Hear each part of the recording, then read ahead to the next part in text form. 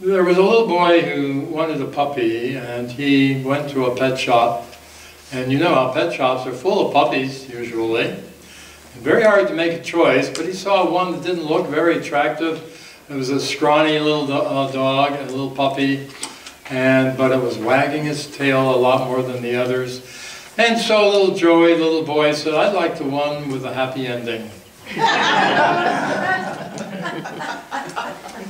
Well, let's think about happy endings for just a few minutes this morning. For we all like happy endings, don't we? I love it when a difficult piece of work we've worried about turns out really well. I love it when a basketball game has been nip and tuck the whole way, which makes for a good game. But I still want to win. and at the end, it turns out that the trophy's in the hands of the Yukon women, same as usual. Well, just had to say that. Cole has a comment on that. Notre Dame actually beat Yukon. Oh, okay. Thank you for that. Well, you know, that serves me right for picking that as an illustration. Thank you, Cole. But also the relief that comes at the end of a dramatic, action-packed movie that takes our emotions from one extreme to the opposite, and then comes together at the end on a positive note. Speaking of notes, who doesn't recognize the heart's yearning for harmony? Happy endings at the end of a symphony concert after waiting through all of the disharmonies and dissonances of notes that don't seem to fit together and they hurt your ears and you're kind of annoyed by it, but at the same time it's part of the masterpiece. The many moods and the counter moods of a complex piece of music presented by an orchestra and perhaps a solo instrumentalist. Our hearts and hands break out with excited applause and often a standing ovation when all of these dissonances are resolved in a grand, glorious, victorious, happy ending. And that's when the standing ovation occurs. It rarely happens after a sermon, but anyway, it does happen after a symphony concert that lifts you up so high you can't help but applaud and stand up. One of the worst places for hitting a wrong note, striking a wrong chord, is at the end of a majestic, wonderful piece of music. Unless, of course, you happen to be someone like the late Victor Borge, who used to slide off the piano bench at just the worst of all times. And when you were thinking, this is a beautiful piece of music, and then Victor Borge would end up on the floor over here, or he'd hit the wrong note, or some of us who I refer to as vintage, that's me too, you remember Jack Benny? Yeah. Jack Benny, who used to play the violin almost always off key.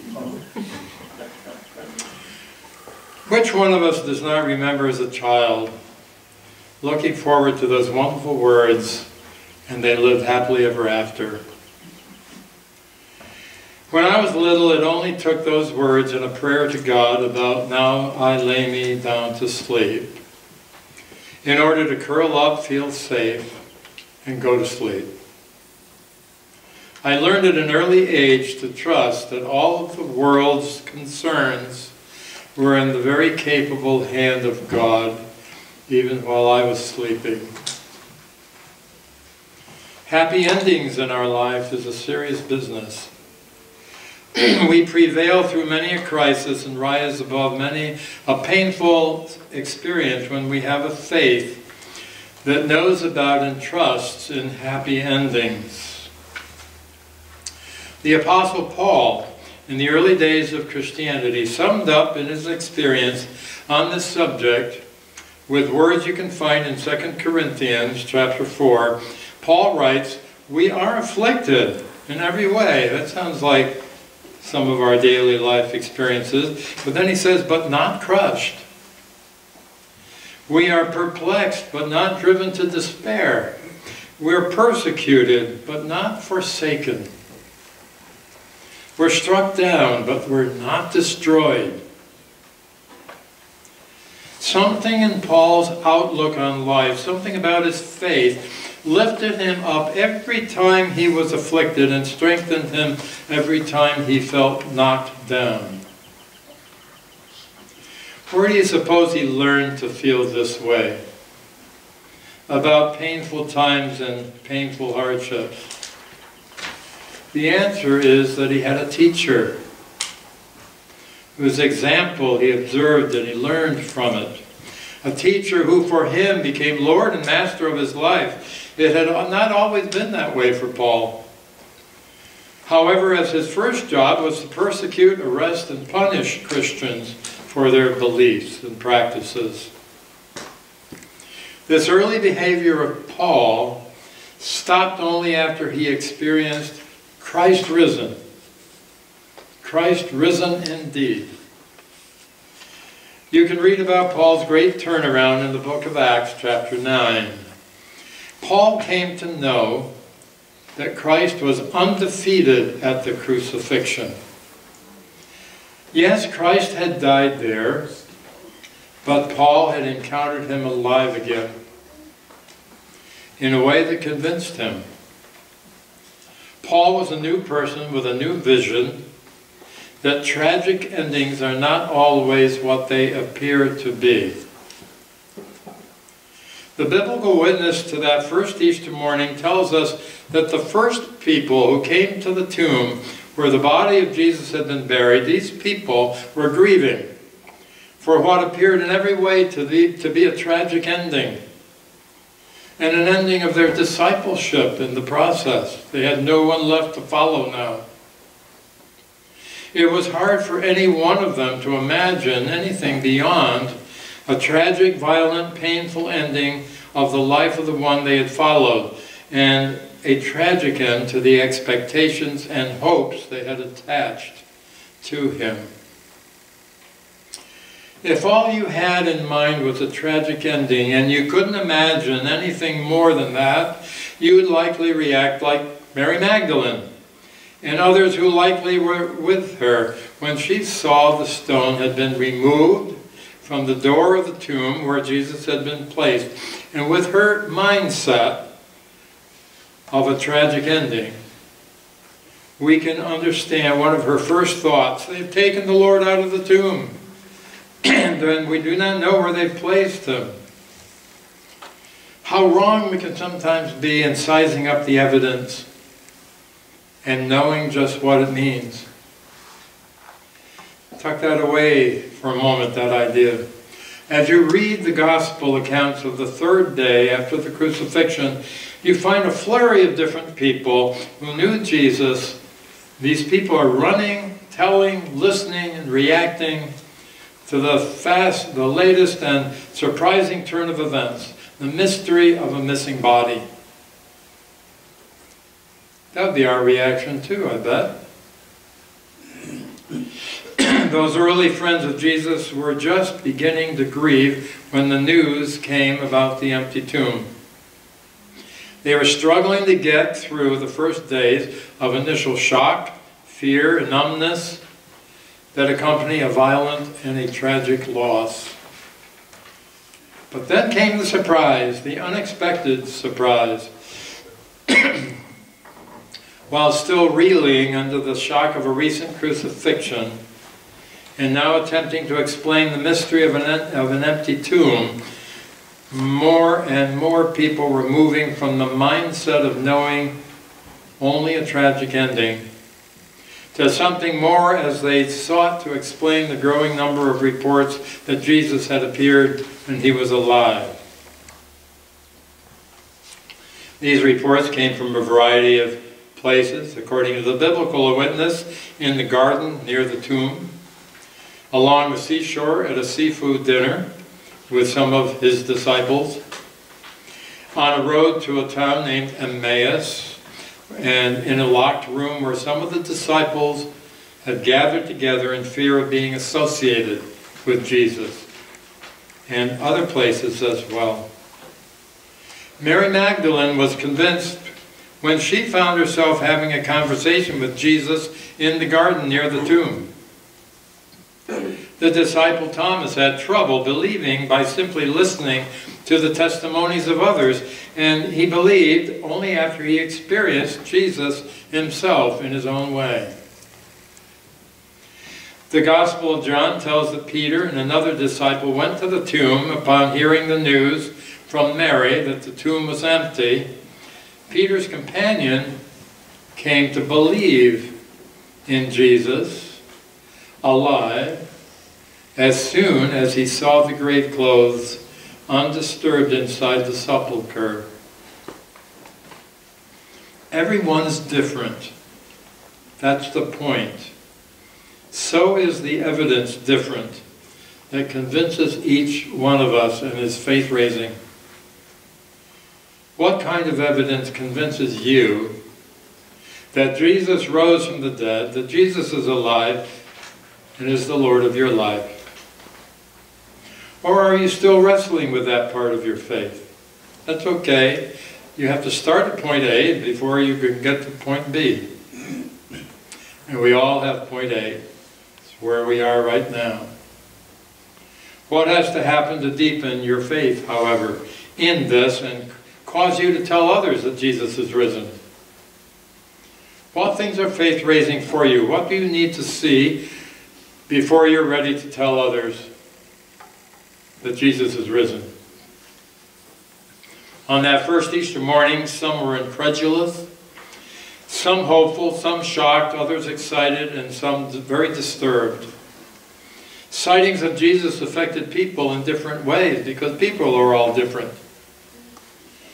Imagine that first Easter morning, the stunned high priest, surrounded by frightened guards, speaking with startled Pharisees and scribes, none of them able to comprehend the swiftly moving events and changes.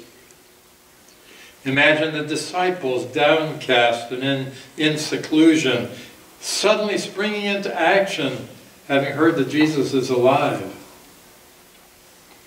In the words of the old spiritual, "My Lord, what a morning! My Lord, what a morning, when the stars begin to shine." We heard that before we started service this morning. But God has provided instead that Christ lives with us in the here and the now, not just in the past, according to the records. Look to where the hungry are fed and the thirsty are given a cup of cold water, where people make personal sacrifices to love others and to help free them from things that injure them and destroy their lives. That's not common behavior. That's where Christ is, the Spirit. It's filling the lives of people doing that, and then they're doing it because they're disciples. Look to where people express selfless love for others who are less fortunate, and you will find that Christ is there.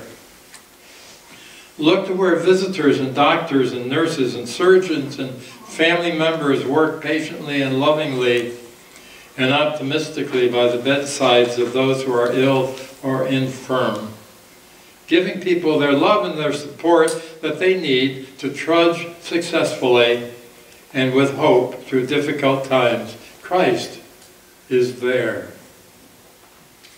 Look to where you experience your own freedom from guilt, removed by a persistent and generous love that forgives sin over and over again. That's not just a plain human thing.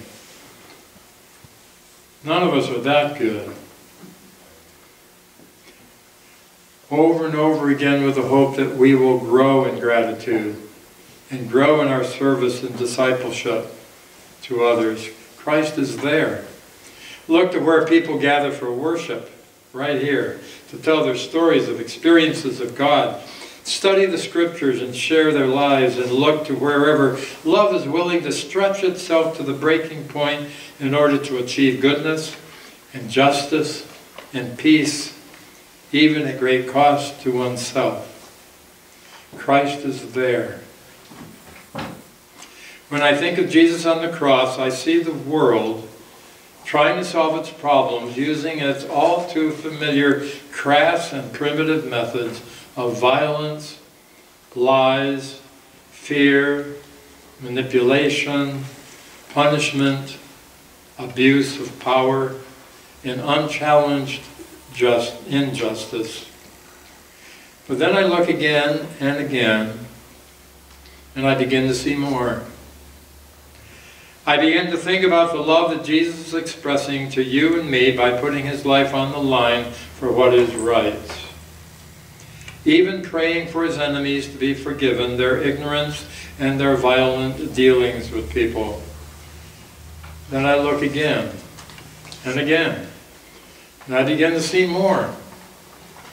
I begin to see, when I finally realize that Christ is risen and that his Spirit lives in the world today with power, I want to volunteer to be an active part in what the Spirit of the risen Christ is doing. What I've discovered is that God is doing a great deed in history that affects everyone in every generation. We are the people of today. We have a mission as a church of the risen Christ and in his name. Easter declares that the crucifixion of Jesus was a tragedy, yes, but not a tragic ending. It did not end there. For it was God working out a great and profound deed in history. God is still doing a great deed in history that profoundly affects us all. And much of that great deed is accomplished through you and me, responding to the call to be a participant. As the Father has sent me, Jesus said to his disciples, even so I send you to do what? To love one another as I have loved you. That's not easy, and we need him in order to keep persisting in doing that. We have the example, Christ is risen. The Holy Spirit inspires us to carry on the mission of our risen Christ, to be like his hands and his feet, to move in this world as he would move with the message of God's love and purpose for all people. And so we have a glorious beginning, not a tragic ending. Troy is a glorious beginning and a continuation of God's grand work in history. Christ is risen. He is risen indeed. Indeed. And as we turn to the insert page, we get to sing Lord of the Dance, which is a beautiful song. It says it all. Let's sing it from the heart.